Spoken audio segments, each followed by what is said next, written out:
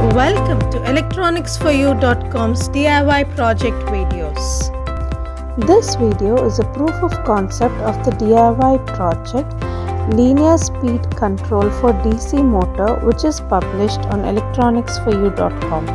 You will get to see the project working in action. Seeing that this project works would give you the confidence to invest your time and energy in developing it. Let me explain key parts of the project that you will learn more about while working on it. Here we see the speed being controlled. This is a low-cost project controlling the speed of a DC motor. The key components used are Arduino Uno board, IRF540 MOSFET, 1N4007 rectifier diode, and an LED. Interested in making this DIY project? Refer to the URL below for the complete circuit diagram and detailed project overview.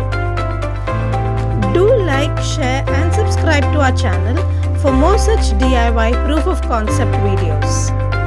Thank you.